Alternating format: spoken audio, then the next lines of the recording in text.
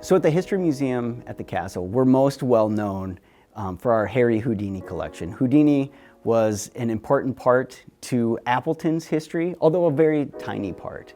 And we will always be home to his artifacts and have an exhibition, but we're more than Houdini. We focus on local history throughout the Fox Valley and telling our story, the whole story. My name is Dustin Mack. I'm the Chief Curator for the History Museum at the Castle. I'm Dave Voss, and I am President and CEO of Miron Construction Company. My name is Yvette Dunlap. I am retired from the Appleton Area School District. Currently, I am a community advocate for Dunlap Elementary School. My name is Kurt Dachin. I'm President and CEO of the Community Foundation for the Fox Valley region. I'm Brad Sobalski with Be Connected, and I'm on the Board of Directors for the History Museum at the Castle.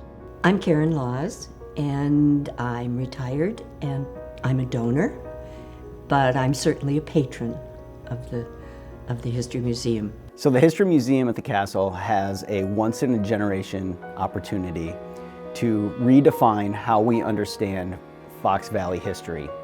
We're working on a new core exhibit that will be installed on the first floor here at the museum that will tell an overarching history of the Fox Valley. You know, in recent times, we've had experiences in our community where people are learning about us. We're learning about people, we're learning about some of our significant historic characters that we really should have known about for a long time, but we didn't have technology, maybe we didn't have the resources to have printed materials maintained. Day in and day out, especially today, we hear about how we need to have honest conversations about our past, about our present, and really about our future, and nationalities, and all things like that, and very delicate subjects. And so we find out these things later, but when we find them out and we look to, well, this occurred in the 1800s, or this person was a veteran of the Civil War, and we're just now finding out here in the new millennium or something. When you think about things in this area that are done well, people always talk about that it's more than what you would expect out of a community of this size. So you would never expect a professional football team to be in Northeast Wisconsin that can pack a stadium with 75,000 people. You'd also probably never expect a place like the Performing Arts Center downtown Appleton, where you have world-class Broadway performances and they have ticket sales that rival most big cities.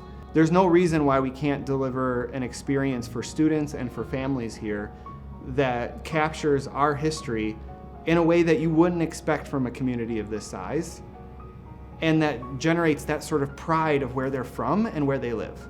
I'm very excited about this new exhibit, You Are Here, because it's going to give us such an interesting overall view of not only our topography, but our industry, our education, and especially for me, including the arts. We're so fortunate to live in a community where people who are outstanding in various artistic fields chose to live here and work here.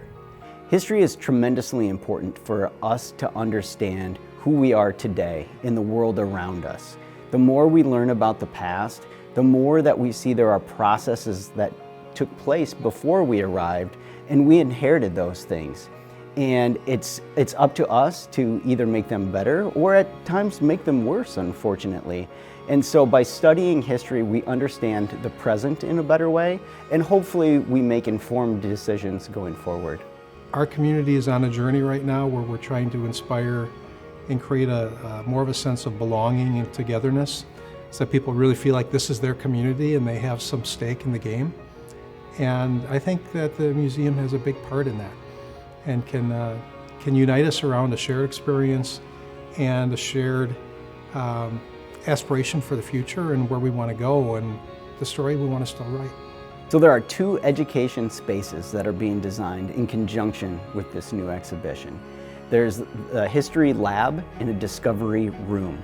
So the history lab is right off of the exhibition. It's a place where we'll be able to do programming. It's adjacent to our archive, so we'll be able to pull out historic photos and maps, journals and books. And so we can have students doing history in the history lab right next to the exhibit, and so they can see how one thing connects to another. Right next to the History Lab is the Discovery Room. And in this space, we're going to be able to show artifacts that aren't in the exhibit and are maybe just kind of stored. And that's a big part of what the History Museum does too, is keeping parts of our history and storing it for the next generation. And so in the Discovery Room, people will be able to go in, they'll be able to see these artifacts, they'll understand how we care for the artifacts and maintain them for generations to come. It will be a really nice pairing for educators and for the students themselves. I'm one that you can't spend enough on kids and children to have them understand, to help them grow, to help them be the best successful people in the Fox Cities. This is our story. Everyone should be invited in to enjoy the story and the exhibits and the conversations that are going to happen.